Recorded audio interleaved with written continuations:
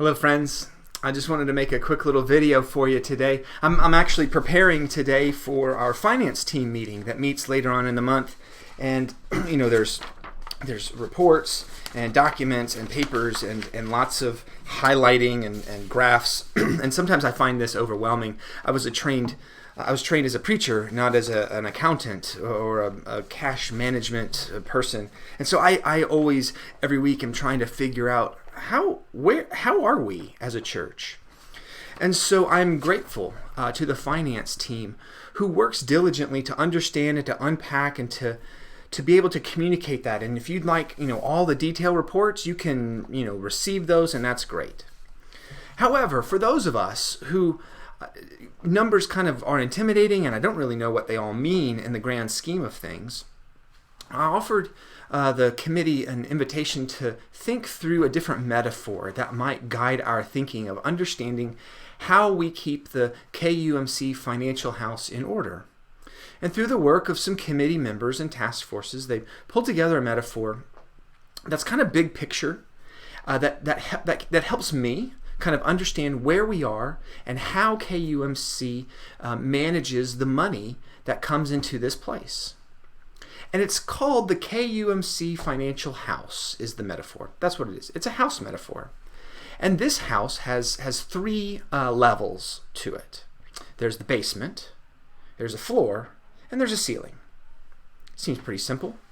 And maybe this sounds similar to your household and how you manage your finances at your house. You see, in the basement of KUMC is about 2 months worth of expenses. We want to have that available to us in the event of something catastrophic, something unforeseen. You might call it savings or whatever, but in this metaphor, we're talking about it as just in the basement. We've got funds available to us in the event that something happens and we need to be able to access and pay for those things. So, you can live in a basement if you'd like. It's not nearly what the house is intended to be. You're invited to actually to live between the floor and the ceiling of a house.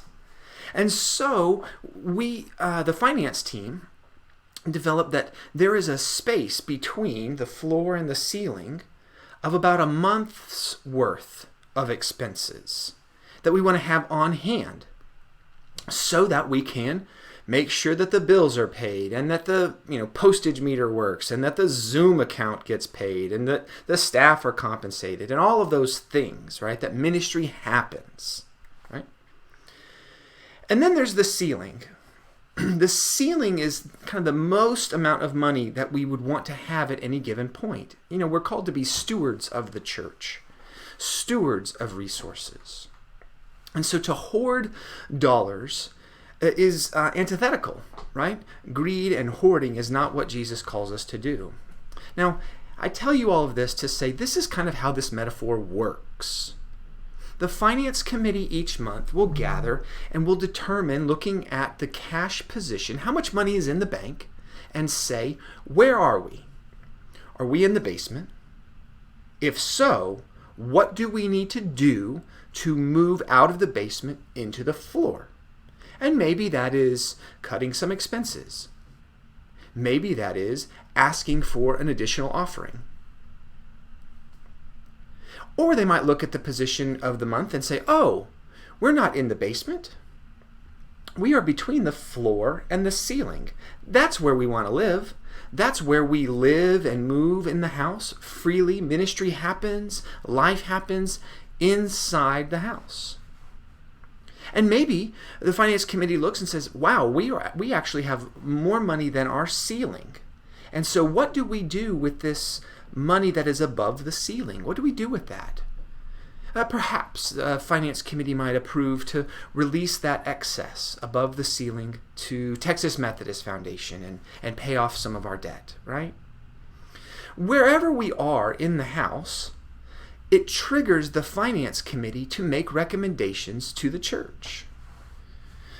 So the basement, the floor, and the ceiling, those barriers or those numbers change from year to year, just like your household income and expenses change as your family grows and changes, or you do different things and you're involved in different activities.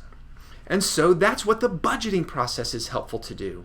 And that's what the stewardship campaign is helpful for, to help us determine what do we really want to set for the next year as our basement, as our floor, and as our ceiling, so that we can responsibly live inside the financial house of KUMC. Now, I hope that that's helpful to you to kind of give a sense of where the finance committee would like to kind of drive the finance stewardship of the church in these coming years. And I hope that that's helpful for you to see.